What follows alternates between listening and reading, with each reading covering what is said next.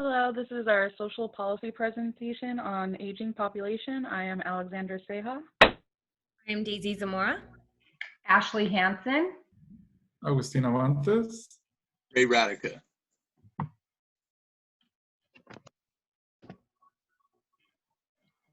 So the aging population is expected to increase in the next few decades. We're expected to get possibly 8.6 million by the year 2030.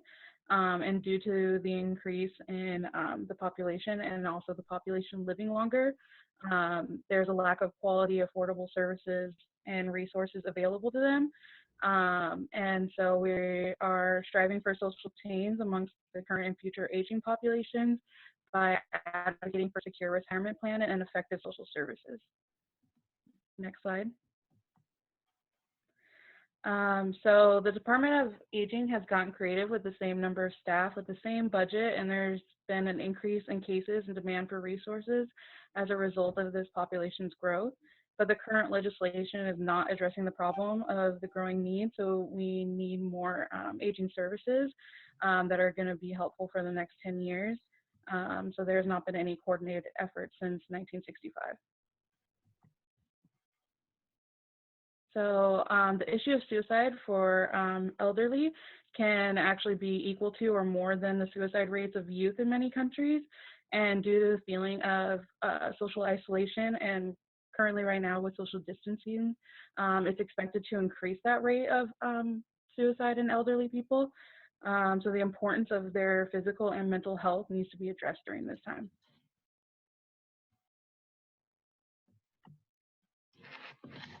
And then with the increase of abuse as well happening during this time, elderly abuse is probably going to increase as well, and it is often a silent problem, and it does cost lives. So up to 5 million older Americans were abused every year, and the annual loss by the victims of financial abuse in particular is estimated to be at least 36.5 billion. But the range of abuse is from physical, emotional, sexual exploitation, neglect, and abandonment, and usually includes family members and people that are taking care of them. Next slide. Statistics on elderly abuse. So approximately 1 in 10 Americans aged 65 and older have experienced some form of abuse, and only 1 in 14 cases of abuse are being reported to the authorities. Abusers are both women and men, and almost 60% of elderly abuse and neglect incidences, the perpetrator is a family member. So 2/3 of perpetrators are adult children or spouses. With social isolation and mental impairment, these are 2 huge factors. So recently studies show that nearly half of those with dementia experience abuse or neglect. So interpersonal violence also occurs as disproportionately higher rates among adults with disabilities. And elderlies who have been abused have a 300% higher risk of death when compared to those who have not been mistreated. Next slide.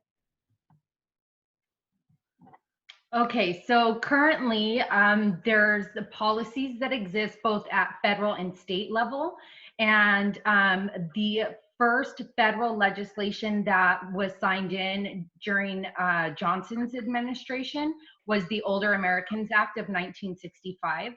And then the current policy in the state of California is that of the Milo Granlund Older Californians Act. But our focus for this presentation is going to be on the Milo Granlund Older Californians Act. And the main goal is to promote independence, longevity, and support for our adults and their families by providing access to information and resources, connections with state and local agencies, and opportunities for community involvement. So the Federal Older Americans Act of 1965, also known as the OAA, Congress passed, like I said, back in 1965 in response to concerns by policymakers about a lack of community social services for older persons. The original legislation established authority for grants to states for community planning and social services, research and development projects, and personal training in the field of aging. The law also established the Administration on Aging, also known as the AOA, to administer the newly created grant programs and to serve as the federal focal point on matters concerning older persons. So like I said, this legislation was signed into law by President Lyndon Johnson. And I love this quote. And he said, under this program, every state and every community can now move forward toward a coordinated program of services and opportunities for our older citizens. So he really wanted to empower state governments to really protect the elder populations within the state. And then, so stakeholders for the Milo Granlund Older Californians Act. So the act was introduced by Senior Senator Mesler and Carter.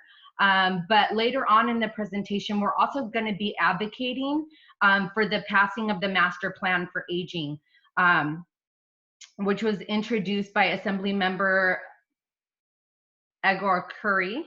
Sorry if I mispronounced that, but also it's important to recognize that stakeholders go from anybody like the directors, the administrators, the supervisors within public social service settings, Office of Aged Adults, and all the way down to family and the members of services.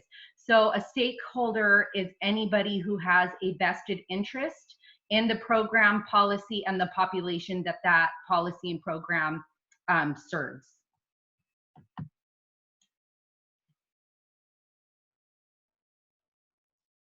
Ray, you're muted. What does the Bible say about the program? Ephesians says 6:2-3:2 says, honor your father and mother, which is the first commandment with a promise. So that we may go well with you and that you may enjoy long life on earth. It's Exodus 20:12, also same thing. Honor your father and your mother so that you may live long on the land of the Lord and your God is giving you. Then Deuteronomy 5:16 says the same thing.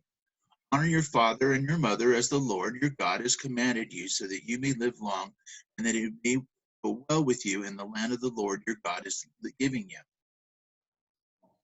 And then Timothy 5:3 says, as I urged you when I went into Macedonia, stay there in Ephesus so that you may command certain people not to teach false doctrines and longer or to devote themselves to myths and endless genealogy. Such things promote controversial speculations rather than advancing God's word, which is by faith. This is the goal. This command is love, which comes from the pure heart and the consciousness of the sincere faith. And so these align perfectly with the Granlund London as we're looking at trying to take care of our elderly. And I think that this went right along with what Lyndon B. Johnson had in mind. Next slide. Okay, so competing functions. So I wanted to really highlight the fact that our own beliefs and values influence the development of social welfare policies and programs. And so I wanted to do a compare and contrast between the personal and the collective that we use in order to evaluate and critically analyze policy programs. And down here at the bottom, I wanted to show kind of the flow of how we observe or acknowledge a social issue or a social phenomenon, and how the critical analysis of that social issue translates over into policy goals and then over to legislation and regulation, and actually creates the program to serve the marginalized population, such as the age population here within California. Now, it's important for us to recognize that, are we looking at this social phenomenon from a personal failure perspective? Are we thinking that we need to address the population of aged adults because they have become a personal failure and can no longer protect themselves? Or is it a system failure? Are we going to need to advocate for the master plan because the Office of Aging doesn't have enough personnel to provide long-term services, housing, food, transportation, medical health, mental health, all of those things to our older adults, the ones that God commanded us to care and love and take care of in the previous scriptures that were just read to us. So absolutely, we need to look at these social functions and policies and programs from seeing both personal and collective views in order to make the progress that is required.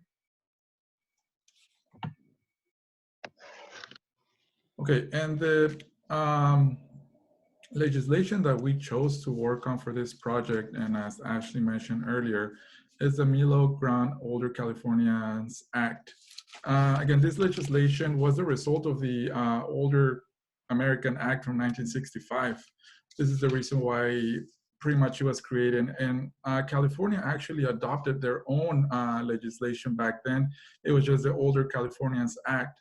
However, when this actually took place, the Milo Grande Older California Act legislation, he kind of knew that the resources were not being properly utilized at the time. So the reason of that this legislation came into place was to create and give control to the local communities, and both state and local, to be able to properly use the funding of the Older California Act. Next slide.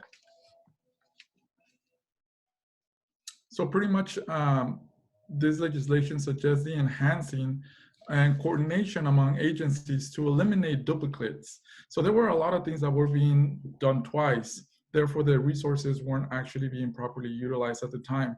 So the agency created the Area Agency on Aging, which is what we currently use at this moment. Next slide. Okay, so California State. So in 1965, the Citizens Advisory Committee on Aging became California's administrative agency for the federal grant. The name was changed to the California Commission on Aging, and it became part of the Department of Human Resources Development within the Health and Welfare Agency. So the commission was charged with advising the governor's office, coordinating efforts and consulting with local governments and agencies, senior organizations, as well as business, industry, and labor. Now, in 1973, there was amendments made through the Burton Act, which is established the Office on Aging as a department within the Health and Welfare Agency. By 1976, the Office of Aging became the California Department of Aging. The department's duties were further defined and extended by the Older Californians Act of 1980.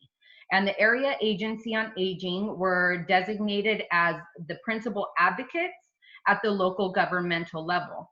Now, currently, the department contracts with the 33 local area agencies on aging, and I would like to highlight that those are 33 offices of aging within a state that has 58 different counties, which means that rural areas are having to share department resources, and it's spread out over a large area of space, further reducing access to services for our older population. And that was important discovery when I was researching this, because we know that there is a large disproportionality of resources being offered to our seniors, and that's important to highlight. So the CDA administers and provides funding for programs that include home delivered meals, which again is even harder in our rural communities that are sharing a single office. The multi-purpose senior services program, and again, that's not offered in every locality throughout California. A health insurance assistance program, also known as HICAP, and certified adult day health care centers for medical programs.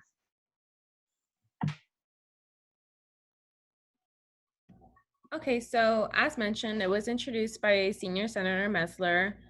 Co-authors were Senior Assembly members Bale, Gibbons, and Gaudiger, and it was voted by majority. So Republicans and Democrats were in on the vote. Next slide. So the Milo Grant Act was amended in June 26, 1996 in Senate for the first time. It was amended for the purpose of developing standards for services, for service delivery from state to the local level to ensure that the system meets consumer needs, operates in a cost-effective manner, and preserves independence and dignity of aging Californians. It amended once again on August 15, 1996 in Senate for the second time.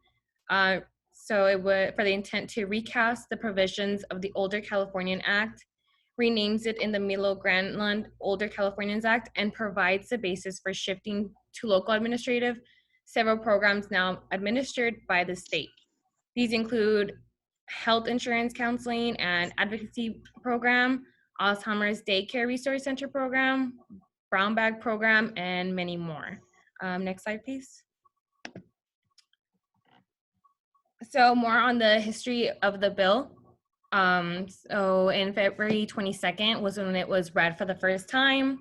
March 7th was referred to the Committee of Health, and April 24th it went from committee to pass and referred to committee with recommendations to consent calendar. So I'm not going to go in depth with it. As you can see, it's been through a lot. It went from May 23rd, May 30th. It kept being reread, amended, reread for the second time, amended, referred, and so forth, down to all the way August 7th. From committees, it passed 11 yeses and 0 no's. Continuing on, once again, on August through 8th to the 21st, it got spent being read and amended. And then on August 22nd, it was read for the third time, passed, and to Assembly, 35 yes, 0 no's. Initially, it came to Assembly Rule on August 30th, Rule 77.2, and by the time it got to September 19th, it was enrolled into the governor at 4 p.m., approved by the governor on September 29th, and on September 30th, chaptered by Secretary of State, aka Chapter 1097, Statutes of 1996. So as you can see, this bill itself, it has gone through a lot to become established, and that's just for this one. Okay, thank you. So the funding comes from, as we previously mentioned, from the Older American Fund from the federal level. The states are able to leverage additional funding that is through either Medi-Cal, Medicare, block grants, donations, as well as to overmatch by the public. And again, all this funding is being run through the AAA agencies to be able to be fair for everyone and to avoid any duplication of services. Next slide. Okay, so the big question is, who is normally covered under this legislation?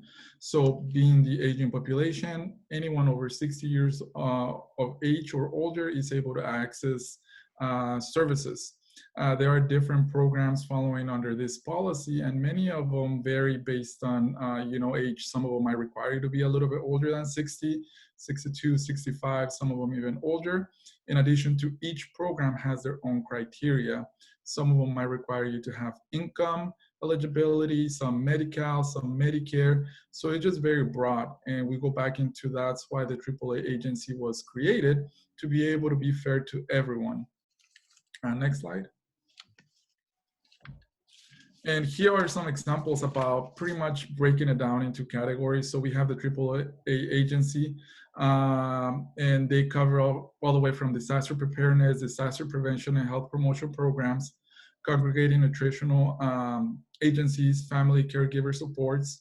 An example of that could be the program that I work for, IHSS, in-home supported services, as well as ombudsman programs. And as you can see, it goes down the line with many other programs, assistance as well. Next slide. Okay, so alignment with biblical principles. How does this align? Oh, when we look at Leviticus 19:32, it says, "Stand up in the presence of the aged, show respect for the elderly, and revere your God. I am the Lord." He's saying there, obviously, that we need to be looking out for our elderly and put something together so that we can. On Mark 13:11, but you say that if anyone declares that what might have been used to help a father or mother is Corban, that is devoted to God. That means devoted to God. So in our actions, passing this bill and taking care of our elderly, it shows that we are devoted to God as Christian. And then in Matthew 19:19, honor your father and mother and love your neighbor as yourself. Again, indicating that we need to be doing something to take care of our elderly. Next slide. And the administration of the policy, this is kind of like what Ashley already touched earlier regarding the history of the legislation and some of the things I already touched regarding the department being contracted of 33 agencies statewide. And I just want to point out and just reiterate what Ashley said.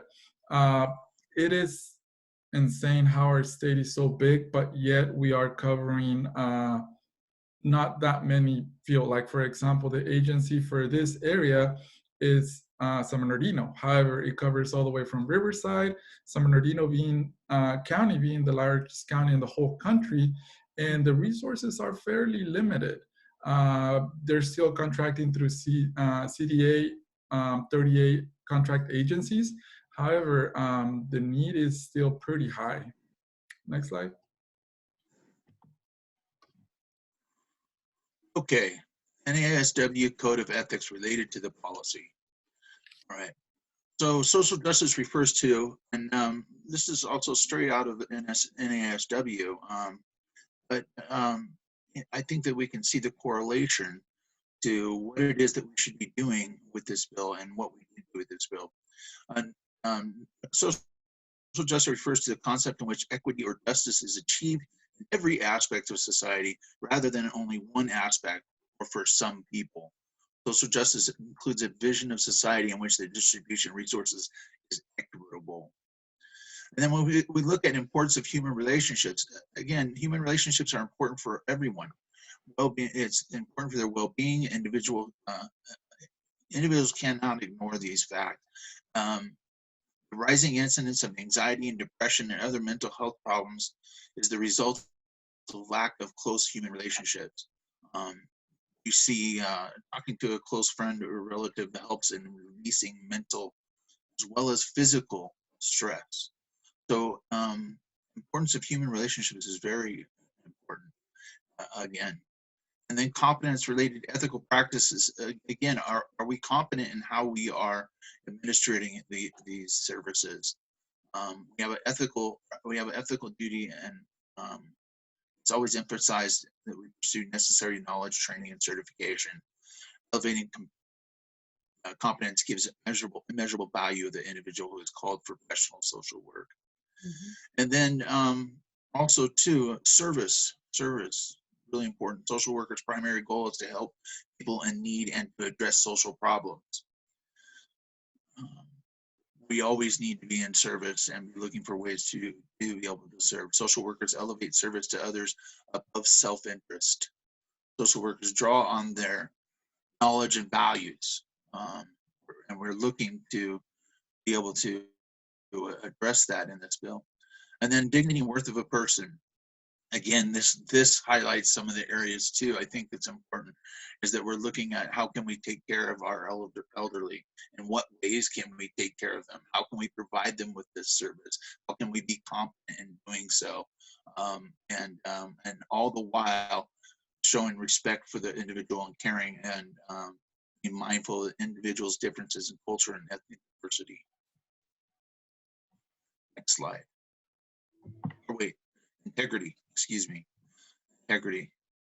I apologize. Social workers behave in a trustworthy manner. Again, integrity is doing the right thing when nobody's looking. Are we taking care of our elderly the way that we should be? And social workers are continually aware of the profession's mission of values and ethical principles. ethical standards and practice in a manner consistent to them. Are we focusing on that? Are we taking care of that? And I think that this bill indicates that. Okay, next slide. So there are several unintended consequences to addressing this situation. For example, the well-trained of individuals, you know, that work in this agency or in this field, many people might not feel like, you know, there's a need or they're very highly passionate about this population for obvious reason. However, there is a huge need. One of the biggest consequences that I see with this particular legislation and even moving forward is the exclusion of individuals who don't meet the income criteria. You know, aging is aging. Either you're age with money, with no money, illegal or not illegal. So I think that's one of the biggest issues that we're currently facing with this is a lot of people who are undocumented, for example, they're still aged. They work all here all their life and they're not able to access any of these services, as well as people like ourselves. You know, there might be a lot of individuals who, thankfully, we've been blessed with a job. However, when the time comes, we're not going to be able to qualify for any of these services because we're going to be over income, and that will actually prevent us from getting a lot of services. Next slide. Again, just real quick, as previously mentioned at the beginning, some of the barriers to fully implement this policy is that, yes, whatever we're doing is working, you know.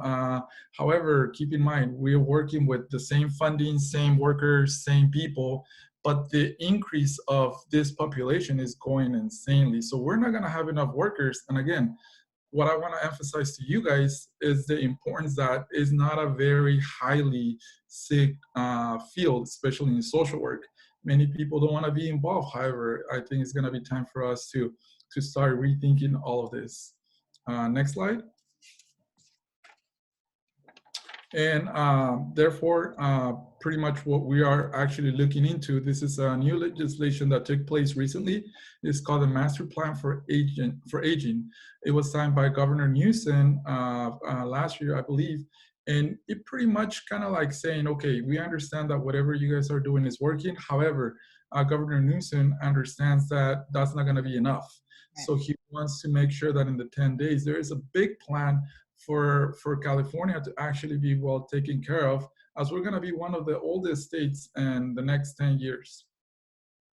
Next slide.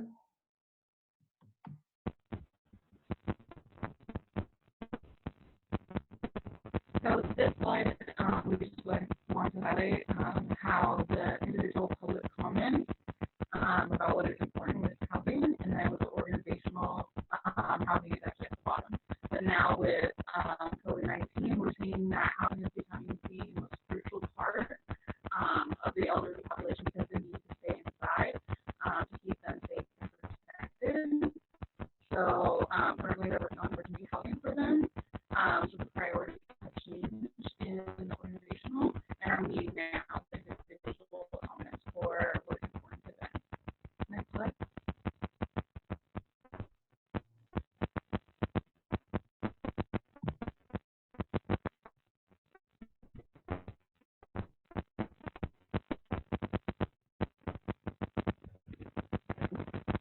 So the consequence, so based on research,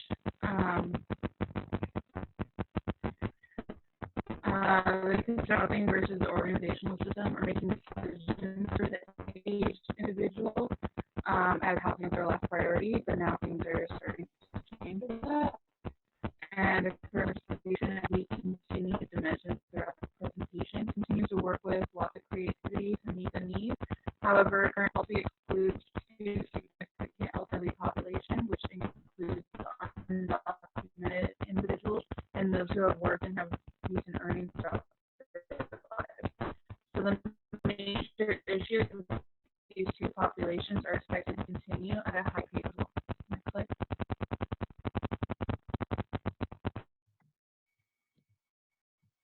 Okay, and just real quick, I know we were having some technical difficulties with Alex, and we do apologize for that. So just pretty much what Alex was discussing, just in a nutshell, is that research has shown that when we actually and this ties to our last proposal to the addition of the master plan, is when we actually start using the sociological imaginational theory, in which we actually get the individuals who are being serviced into the picture. We ask, and there was a survey conducted, and they asked them what was the importance for them. And many of them said housing. Housing was a big component for them. However, when they asked the professionals, the people who are actually running the show, to them it wasn't a priority. It was the last thing that they consider when it came to housing. So there is a big difference between what the actual person is looking for and what actually the people really want to. So I think our proposal to the master plan is exactly what I mentioned to you guys. We want people to actually be able to involve and say, you know what, this is what we need, including ourselves.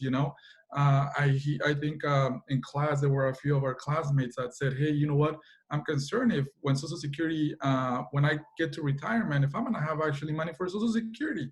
Mm-hmm. So our plan is not necessarily a change to the master plan or to the Milo grant legislation, but more of an addition to, in this case, to have access to services for everyone, regardless of their medical situation, regardless of their income status, or regardless of their documentation status. I think these services should be open for everyone, and pretty much that's what we are currently seeking for. And also, I would like to go back for a second to really highlight, because Alex was having some technical difficulties and it was hard to hear what she was saying. But the importance to really evaluate what's currently happening with our older adults within not just California, but the nation with the COVID-19 pandemic, is the fact that they are at higher risk. And here in California, Governor Newsom signed into legislation protections for them, to have them placed in hotels and to protect them because they are at higher risk. And it just really goes to show you that that problem of having lack of resources for our older Californians has always been there, but it took a pandemic for somebody to really step in and to make this decisions in order to protect them. So if this pandemic isn't showing the importance of us all coming together and really advocating for the resources and the legislation and the programming to support them, I don't know what does. But I just wanted to make sure that that Alex's perspective about the pandemic and how our policymakers and our governor really had to take over to ensure their protection. And so here is our reference page, and thank you. I want to thank my team. You guys did an amazing job too. Thank you, everyone. Thank you, everybody. Thank you.